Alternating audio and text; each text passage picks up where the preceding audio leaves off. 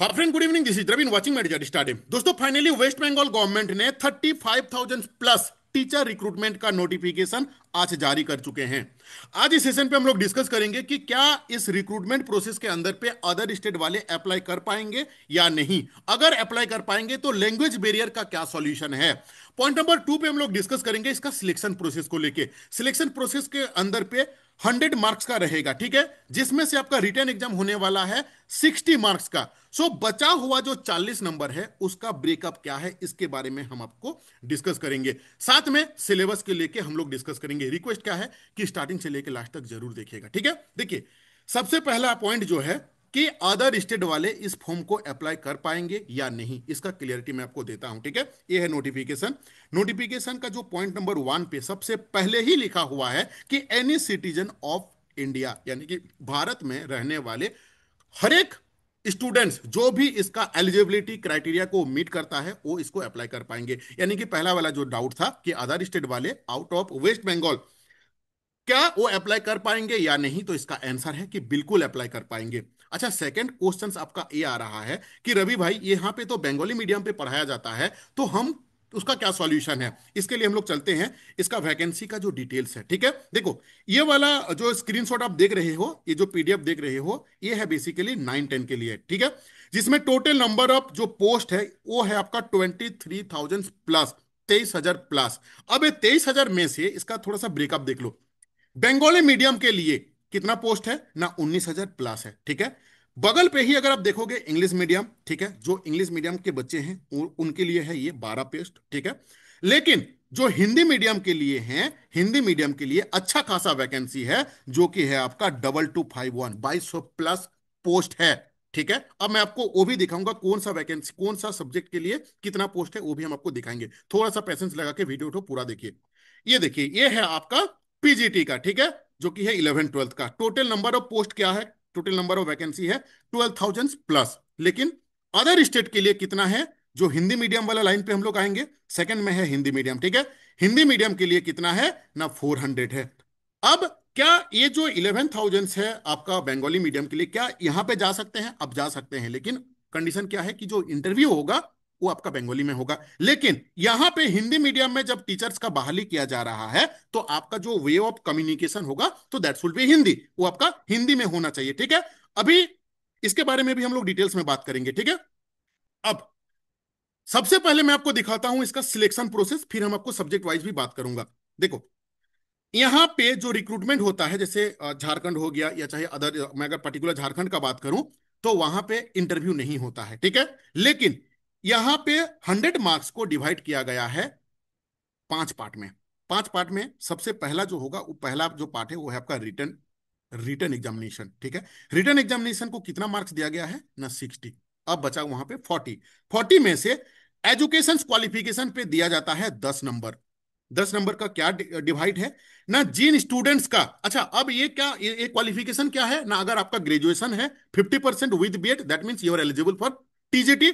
If you having 50% plus, आपका अगर PG है 50% साथ में बीएड, तो that means you are eligible for PGT. 11-12 के लिए आप एलिजिबल है। ये तो बेसिक नॉलेज है सबका, ठीक है।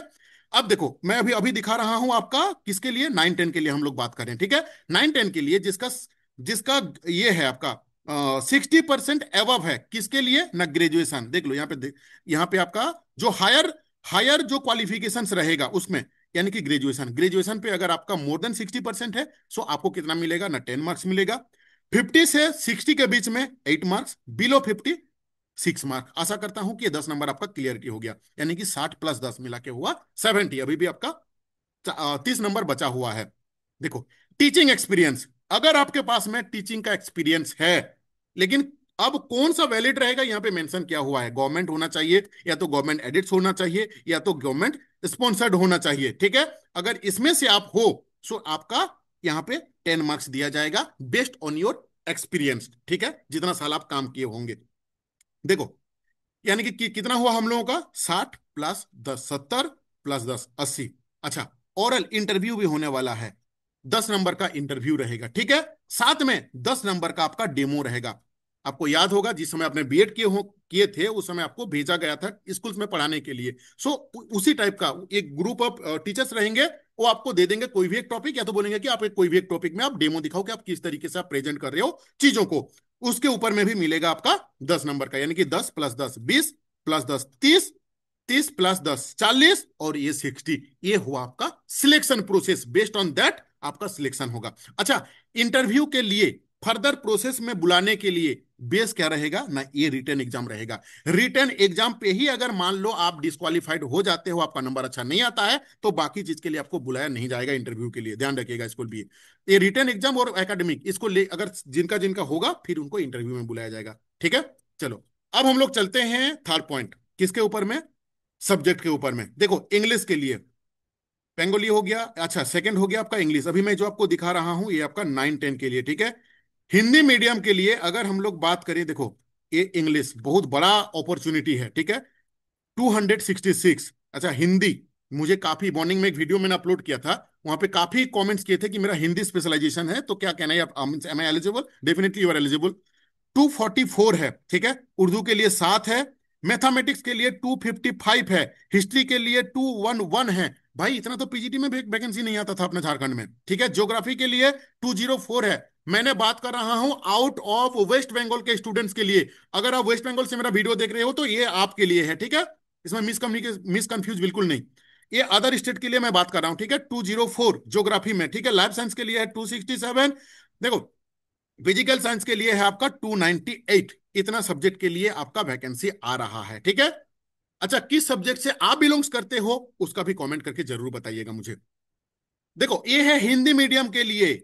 ये हिंदी मीडियम के लिए है, इसलिए लैंग्वेज बैरियर यहां पे नहीं आएगा, ठीक है। ये है बंगाली मीडियम के लिए, जो इनमें यहां पे अप्लाई करेंगे उनका बंगाली में पढ़ाना होगा। ये जो अप्लाई करेंगे उनका हिंदी मीडियम रहेगा, ठीक है। अब हम लोग आते हैं पीजीटी में। देखो, पीजीटी का अगर बात करें तो बहुत सारा सब्जेक्ट है। देख लो, ये है हिंदी मीडियम।